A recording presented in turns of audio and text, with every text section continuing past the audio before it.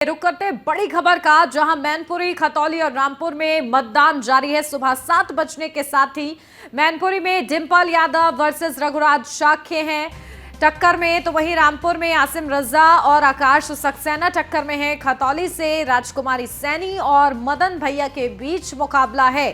शाम के 6 बजे तक मतदाता अपने मत का इस्तेमाल कर सकते हैं। सभी पोलिंग बूथ पर सुरक्षा के पुख्ता इंतजाम हो रखे हैं। तो पूरी तैयारियों के बीच ये उपचुनाव हो रहा है, जहां 1 लोकसभा और 2 विधानसभा सीटों पर ये उपचुनाव है। बेहद ही ज्यादा दिलचस्प ये पूरा मुकाबला बना हुआ है।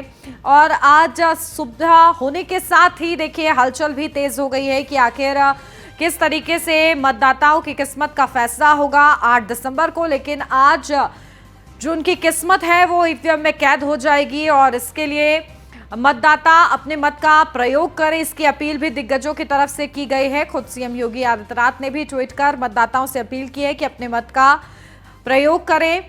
और देखिए पूरा ये जो 3 सीटें हैं बेहद ही ज्यादा दिलचस्प हैं, साख का सवाल बनी हुई हैं, चाहे फिर हम समाजवादी पार्टी की बात करें या फिर भारतीय जनता पार्टी की बात करें।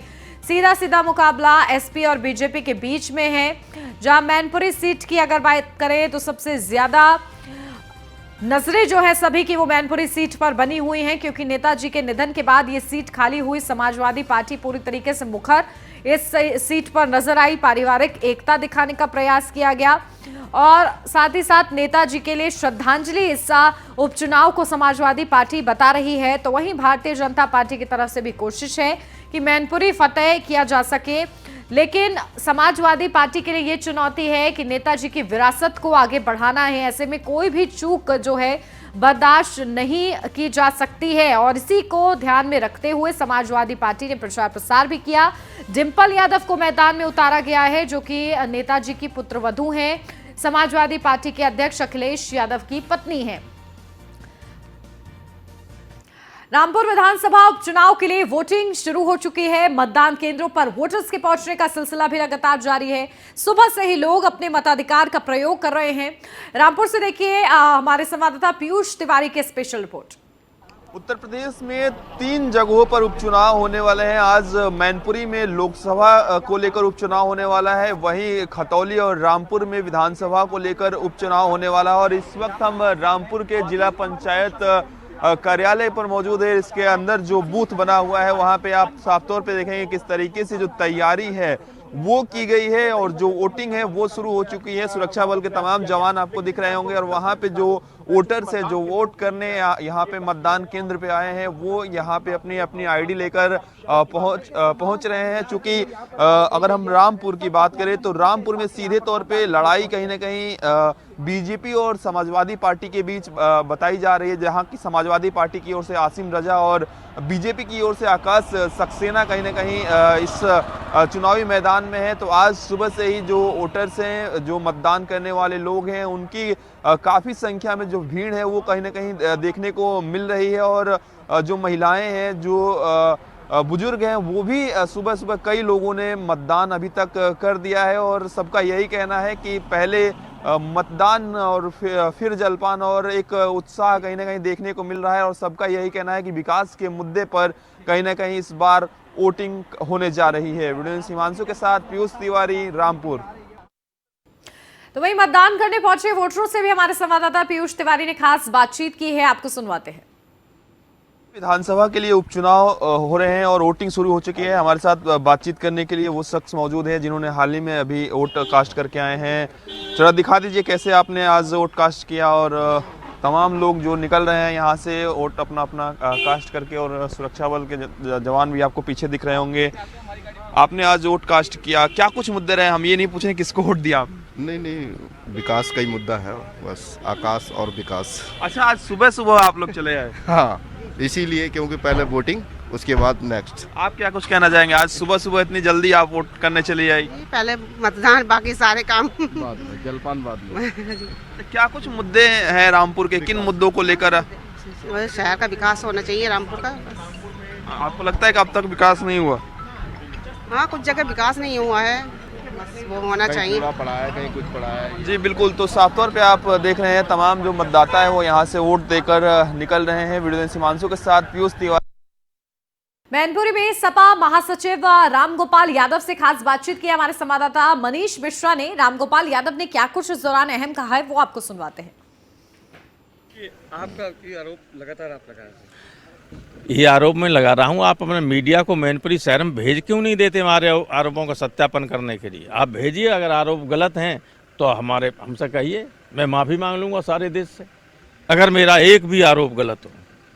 मतलब कार्यकर्ताओं के आपके जो सपोर्टर्स हैं उनको निकलने नहीं जा रहा है, इसका भी आप पूरा लगा रहे हैं। हमारे यहाँ कोई रोक नहीं पाएगा कार्यकर्ताओं, रोकने की कोशिश की गई तो उसका परिणाम भुगतने के लिए तैयार रहेंगे। आज कोई नहीं रोक सकता। और रामपुर के लिए सर? रामपुर में तो न सारी पुलिस ही लगा दी उत्तर प्रदेश की, घर घर। तो डिम्पल यादव की जीत यहाँ से तय है? डिम्पल यादव की जीत बड़े मार्जिन से, आज तक समाजवादी पार्टी जितने वोट से नहीं जीती उससे ज़्यादा वोट से डिम्पल जीतने जा रहे हैं। प्रोफेसर ये थे रामगोपाल यादव जी थे, बताए थे कि भले ही हमारे कार्यकर्ताओं को रोका जाए, हमारे सपोर्टर्स को रोक दिया जाए, पर जीत से नहीं रोक पाएंगे। और डिम्पल यादव की जो जीत है वो बहुत बड़े अंतराल से होगी। ऐसी जीत मैनपुरी में कभी नहीं देखी गई, वैसी जीत होगी। तो देखिए, रामपुर आसिम रजा और आकाश सक्सेना के बीच टक्कर है। खतौली में राजकुमारी सैनी और मदन भैया के बीच मुकाबला है। और देखिए किस तरीके से महासचिव से बात की रामगोपाल यादव से हमारे संवाददाता ने, तो उस दौरान उनकी तरफ से तमाम आरोप भी लगाए गए, लेकिन उन्होंने जीत का आश्वासन भी दिया कि मैनपुरी में जितने मतों से अभी तक समाजवादी पार्टी नहीं जीती उससे कहीं ज्यादा मतों से डिम्पल यादव जो कि समाजवादी पार्टी की प्रत्याशी हैं वो जीतेंगी। तो कहीं ना कहीं खुले तौर पर जीत का वो दम भरते नजर आए हैं। और इसी के साथ उन्होंने रामपुर में भी का भी जिक्र किया। उन्होंने कहा रामपुर में घर घर पुलिस लगा रखी है। तो कहीं ना कहीं आरोप भी अपनी जगह जारी हैं विपक्ष की तरफ से, समाजवादी पार्टी की तरफ से, लेकिन जीत का दावा भी किया जा रहा है। तो देखिए, शाम के 6 बजे तक मतदाता वोट डाल सकते हैं, अपने मत का प्रयोग कर सकते हैं। सुबह 7 बजने के साथ ही वोटिंग प्रक्रिया शुरू हो गई है। सभी पोलिंग बूथ पर सुरक्षा के पुख्ता इंतजाम किए गए हैं। मैनपुरी, खतौली और रामपुर में मतदान जारी है। सुरक्षा के कड़े इंतजाम है, सुरक्षा कर्मी तैनात है चप्पे चप्पे पे। मैनपुरी से डिम्पल यादव समाजवादी पार्टी के प्रत्याशी, तो वहीं भारतीय जनता पार्टी के प्रत्याशी रघुराज शाक्य हैं। रामपुर से आसिम रजा समाजवादी पार्टी के प्रत्याशी हैं, तो आकाश सक्सेना भारतीय जनता पार्टी के प्रत्याशी हैं। खतौली से राजकुमारी सैनी भारतीय जनता पार्टी के प्रत्याशी हैं, तो वहीं मदन भैया समाजवादी पार्टी और आरएलडी क्योंकि गठबंधन में है तो उनके प्रत्याशी हैं। तो चलिए, हमारे संवाददाता ग्राउंड जीरो से हमारे साथ जुड़ गए हैं। मैनपुरी से हमारे संवाददाता मनीष मिश्रा हमारे साथ जुड़ गए हैं, तो वहीं मुजफ्फरनगर से सचिन जौहरी हमारे संवाददाता जुड़ गए हैं। सबसे पहले मनीष का रुख कर लेते हैं। मनीष, देखिए क्योंकि मैनपुरी सबसे ज्यादा ऐसी लोकसभा सीट बनी हुई है इस उपचुनाव में जिस पर सभी की निगाहें हैं, और कहीं ना कहीं इस सीट पर दोनों ही पार्टियों के लिए साख का सवाल है। समाजवादी पार्टी के लिए ये बड़ा चुनौती है कि किस तरीके से नेताजी की विरासत को आगे बढ़ाया जाए, तो वहीं बीजेपी के लिए एक ये मौका है कि समाजवादी पार्टी के गढ़ पर अपना कब्जा कर पाए। क्या आप सुबह से वहां पर ट्रेंड देख रहे हैं, किस तरीके से वोटिंग हो रही है? देखिए, निश्चित तौर से अगर मैनपुरी की बात करूंगा और मैं जहां पे खड़ा हूं, ये सैफई का सैफई है, और सैफई मान्यता नेताजी का जो परिवार माना जाता है, इसको आप एक क्षेत्र नहीं कह सकते, इसको परिवार की तरह देखते हैं, क्योंकि नेताजी को बहुत ज़्यादा यहाँ के लोग मानते थे। और कहीं ना कहीं नेताजी को श्रद्धांजलि के तौर पर ये जीत देने की तैयारी की जा रही है। जिस तरीके से अभी हमने कुछ देर पहले रामगोपाल यादव यहाँ पे अपना वोट डाले आए थे, उनसे हमने बात की थी। तमाम उन्होंने आरोप भी लगाए प्रशासन पे कि प्रशासन का जो अमला है वो लगातार जो समाजवादी पार्टी के जो कार्यकर्ता हैं या पदाधिकारी हैं उनको कल रात से डिटेन करने पर लगे हुए, उनको निकलने नहीं दिया जा रहा है, उनके लोगों को रोकने की कोशिश की जा रही है। तो उन्होंने साफ तौर पे अभी हमसे खुद बात में बोला कि अगर ऐसी कोई चीज़ होती है और अगर मतदान करने से रोका जाएगा तो उसका परिणाम भुगतने के लिए भी सरकार तैयार है, क्योंकि हमने शिकायतें लगातार हम शिकायतें भी करते रहे। मैं अपने वीडियो जर्नलिस्ट से बोलूँगा, अपने मामा पीछे दिखाने की बात दिखाएंगे। ये अभिनव विद्यालय है सैफई का, जो मतदान केंद्र है। आप देख सकते हैं कि यहाँ पे यहीं पे अभी कुछ देर पहले वोट अपना कास्ट करके गए हैं रामगोपाल यादव, और यहाँ पे किस तरह से जो सुरक्षा व्यवस्था है वो आप देख सकते हैं कि जो लेडी ऑफिसर्स हैं वो भी यहाँ पे हैं, जो पुलिस प्रशासन है वो भी यहाँ पे है, पीएसी की यहाँ पे फोर्स लगाई गई है। जो अगर मतदान की बात करेंगे तो मतदान की जो प्रक्रिया है वो लगातार आप देख सकते हैं चल रही है। लोग अपने घरों से निकल रहे हैं और वोट भी कास्ट करते हुए आपको दिखते होंगे। पर जिस तरीके से अगर हम बात करेंगे कि मैनपुरी की अगर बात करेंगे तो मैनपुरी सही में उस मायने में एक बहुत बड़ी चुनौती की तरफ से भी देखा जा सकता है। जिस तरीके से शिवपाल यादव और अखिलेश यादव एक बार साथ में आए थे तो ये शिवपाल यादव और प्रसपा का भविष्य भी तय करने वाला माना जा सकता है। मैनपुरी का चुनाव यहाँ से जीते हैं, जो जीत का अंतराल होगा वो तय करेगा कि किस तरह की जो आगे आने जो समय है वो किस तरह के दिशा आगे वाली दिशा तय करता नजर आएगा, न केवल मैनपुरी की जनता के लिए तबकि उत्तर प्रदेश की राजनीति के लिए भी एक नया मोड़ आपको देखने को मिल सकता है। यहाँ से जो सफर शुरू किया जाएगा, जो एक बार फिर से जो समाजवादी पार्टी में हमने देखा था जिस तरीके से 2017 से लगातार कहीं ना कहीं मतभेद पैदा हुआ था, वो अब जाके कहीं ना कहीं खत्म होता नजर आ रहा है। और शिवपाल यादव अखिलेश यादव के आने के बाद मैनपुरी के चुनाव हुए तय करेगा कि आगे आने समय में क्या भविष्य होगा समाजवादी पार्टी का, क्या भविष्य होगा शिवपाल यादव का। तो शाख की बात है ज़रूर, जिस तरीके से रघुराज शाख की अगर हम बात करेंगे जो शिवपाल यादव काफ़ी खास माने जाते थे, शिष्य के तौर पर जाते थे और लगातार वो कहते थे कि नेताजी की बहुत खास रहे हैं और नेताजी का आशीर्वाद उनके साथ है। उनको भी मंच से कहीं ना कहीं उन्होंने कहा था कि शिष्य होता तो अपने गुरु से अलग नहीं जाता और नेताजी से कभी नेताजी के खिलाफ या नेताजी के परिवार के खिलाफ खड़ा नहीं होता।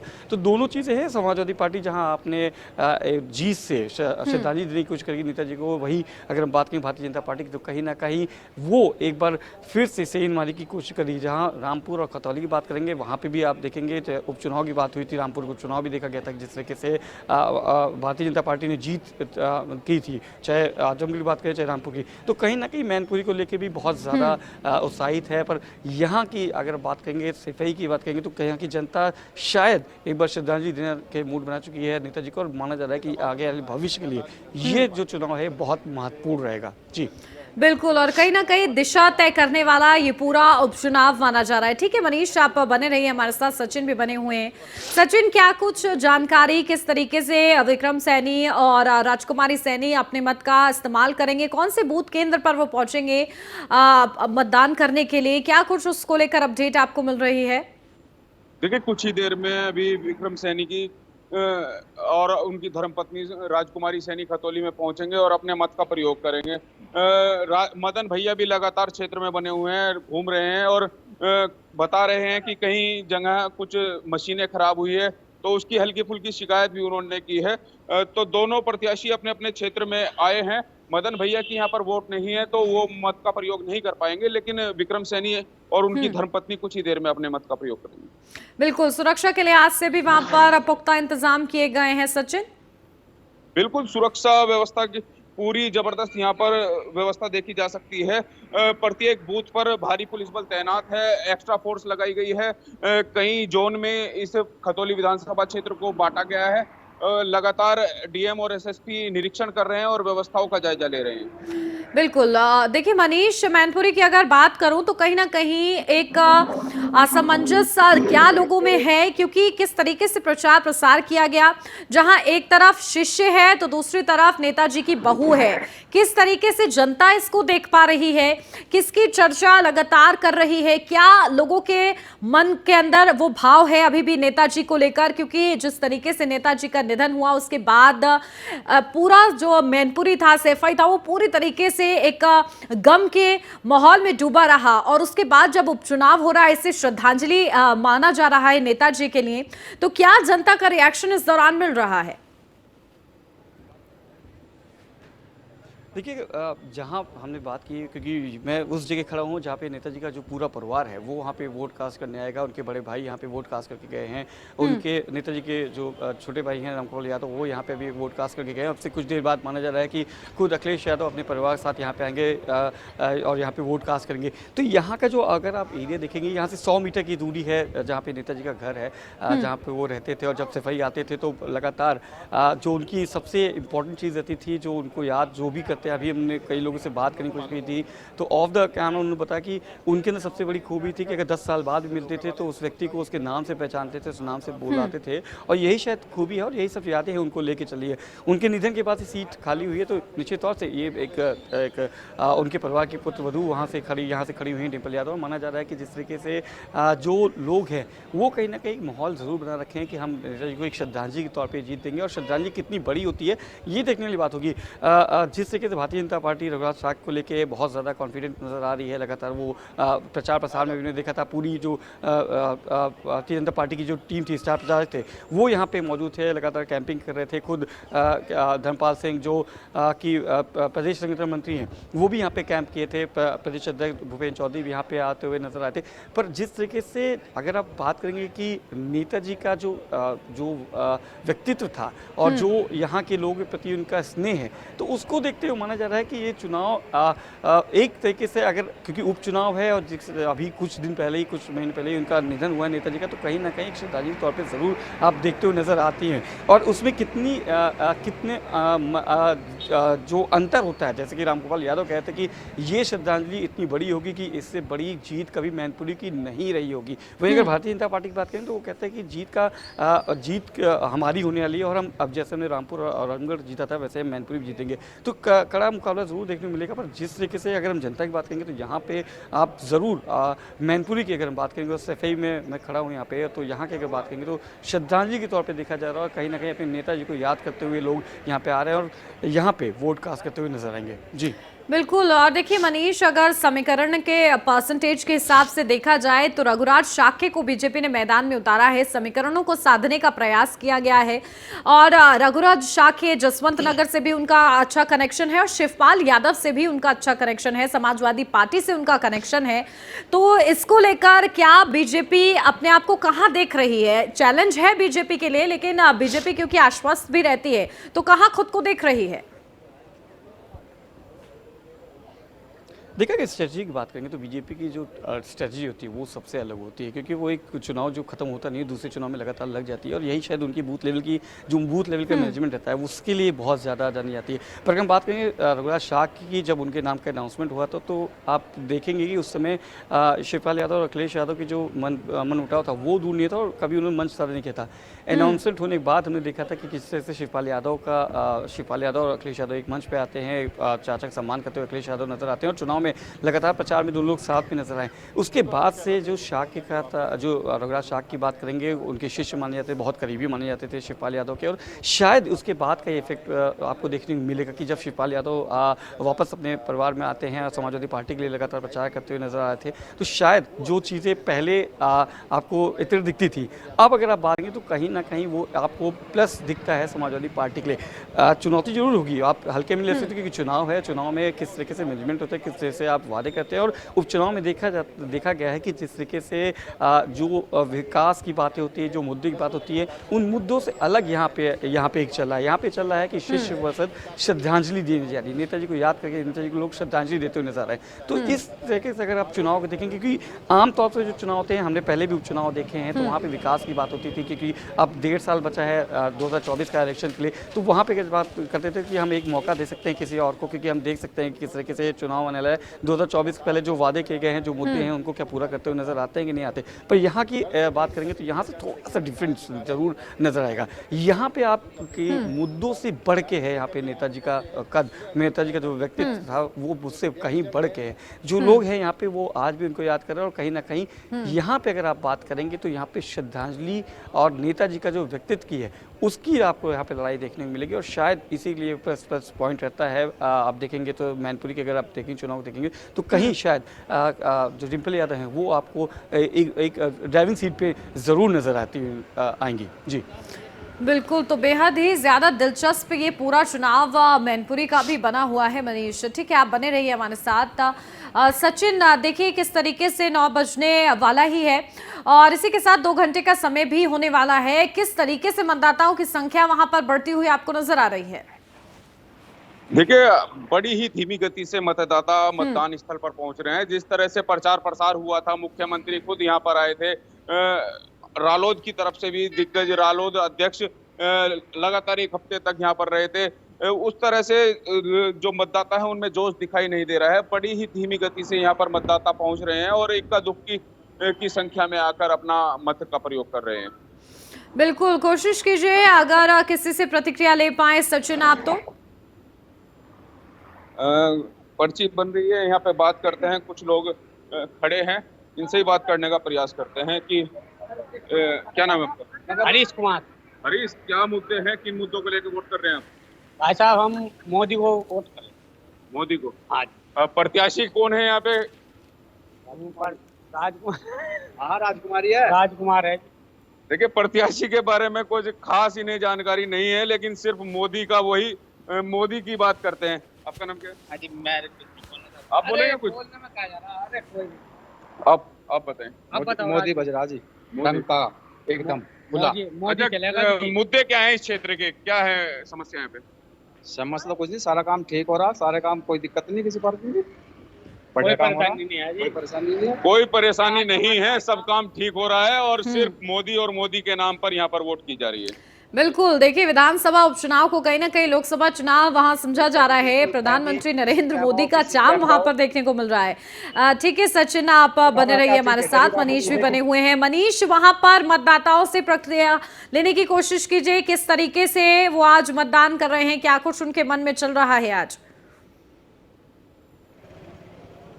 जी देखिए, मैं क्योंकि एकदम पोलिंग बूथ के बाहर हूँ और यहाँ पे ज़्यादातर लोगों को रुकने नहीं दिया जा रहा है, क्योंकि आप देख सकते हैं कि सिक्योरिटी पॉइंट ऑफ व्यू से और अति संवेदनशील इलाका है, जिससे कि पुलिस फोर्स आप देख सकते हैं इस समय आई हुई। तो अभी जो लोग हैं जो वोट करके निकल रहे हैं, आ रहे हैं, उनको डायरेक्ट अंदर जाने दिया। आप देख सकते हैं जो एक्स्ट्रा जो पीएसी है उसको यहाँ पर डिप्लॉय किया जा रहा है। ये पहली तस्वीर है, आप देख सकते हैं जिस तरीके से चुनाव की जो प्रक्रिया शुरू हुई है, मतदान की जो प्रक्रिया शुरू हुई है, उसके बाद आप देख सकते हैं किस तरीके से ये पूरी जो टीम है वो यहाँ पे लगाई जा रही। तो अभी यहाँ पे अगर हम बात करेंगे कि लोगों से, क्योंकि लोगों को यहाँ पे रुकने नहीं दिया जा रहा है, जो वोट कास्ट कर रहे हैं वोट कास्ट के उनको तुरंत बाहर कर दिया जा रहा है, कि जो एक पैसिमिन है, जो एरिया है, उस एरिया को यहाँ से जल्दी से जल्दी खाली कर दिया जा रहा है। तो अभी प्रतिक्रिया लेने की मैं कोशिश करूँगा। हम यहाँ से अभी थोड़ा सा निकलने की कोशिश करेंगे, तो वहाँ से जो लोग हैं उनकी प्रतिक्रिया लेने की ज़रूर कोशिश करेंगे। पर अभी क्योंकि आप देख सकते हैं मेरे जो पीछे आपको जो तस्वीर दिख रही होंगी, ये लगातार आप देख सकते होंगे कि जो पुलिस फोर्स है, जो सिक्योरिटी पर्सनल्स हैं, वो यहाँ पे आपको दिख रहे होंगे, इस समय आ गए हैं। और जिस तरीके से ये पूरी तस्वीरें आप देखेंगी कि जो सुरक्षा की बात की जाए थी, कि जिस तरीके से चुनाव निष्पक्ष कराने की बात की जाए, आप ये तस्वीरें देख सकते हैं। लगातार ये पूरी फोर्स यहाँ पे लगाई गई है, उनको दिशा निर्देश, उनके जो अधिकारी हैं वो यहाँ पे दिशा निर्देश देते हुए आपको नज़र आ रहे होंगे। और जिस तरीके से पूरा एरिया है, क्योंकि यहाँ पे वीवीआईपी मूवमेंट्स भी होंगे, खुद अखिलेश यादव भी यहाँ पे आएंगे अपने परिवार के साथ वोट कास्ट करने के लिए। तो यहाँ पे आप देख सकते हैं कि जो एरिया है वो पूरा कॉर्डन ऑफ टाइप का किया जा रहा है, कि लोग यहाँ से यहाँ पे अपना वोट करें और निकलने की कोशिश करें। हम थोड़ा सा आगे बढ़ने की कोशिश करेंगे, लोग हैं, हम बात करने की यहाँ पे एक बार कोशिश जरूर करेंगे। आपने वोट डाल लिया आपने कि नहीं डाला? सर, यहाँ का अगर हम बात करेंगे सफाई की, क्या मुद्दे पे है कि नेताजी की श्रद्धांजलि की तरह? नेताजी की श्रद्धांजलि पूरा। तो जिस तरीके से बात करते अभी रामकुमार यादव यहाँ पे निकले थे, वो कहते कि हमारे जो कार्यकर्ता हैं या पदाधिकारी, उनको निकलने नहीं दिया रहा है, उनको रोकने की कोशिश की जा रही है, क्या सही है? सही बात है। अच्छा, तो इस बार की जीत डिम्पल जी की श्रद्धांजलि तौर पे बड़ी जीत होगी? बड़ी जीत होगी। और रघुराज शाह जी का कुछ भी नहीं होगा, जमानत जब्त होगी। आपने डाल दिया वोट? हाँ, डाल दिया। तो ये कैसे, ये चुनाव क्या जो बीजेपी बताती है मुद्दों के चुनाव है, ये मुद्दों से है कि श्रद्धांजलि के तौर पे आते हैं? नेताजी की श्रद्धांजलि। नेताजी की श्रद्धांजलि, मतलब डिम्पल यादव जी का जीतता है। हाँ। तो रघुराज शाह भी बताते हैं उनके शिष्य रहे हैं और शिवपाल जी के बड़े शिष्य रहे हैं, तो उनका भी आशीर्वाद है नेताजी के साथ। अब वो पता नहीं क्या उनके राजनीति मामला है, क्या है। हमारे साथ एक है साहब हैं, बहुत मुझे लगता है कि क्योंकि यहीं पे हैं आप, नेताजी का 100 मीटर दूर यहाँ से मकान है। आप लोग से जब मिलते होंगे, उनके अंदर एक खासियत थी कि जो 10 साल बाद भी मिले तो नाम से पहचानते थे। तो उनकी अभी जब आप यहाँ पे वोट डालने हो, क्योंकि यहीं से सांसद थे, तो उनकी कुछ स्मृति शेष है आपके पास? उनकी सब स्मृति उन्हीं की है, यहाँ जो देन है सब कुछ। हाँ, जो कुछ भी यहाँ है सब उनकी देन है। तो यहाँ जो बीजेपी वादे करती है, मुद्दों की बात करती है, यहाँ पे बीजेपी का कोई मुद्दा नहीं है, यहाँ सब उन्हीं की देन है, जो कुछ भी है। हाँ, उनकी याददाश्त के ऊपर ही है यहाँ जो कुछ भी है।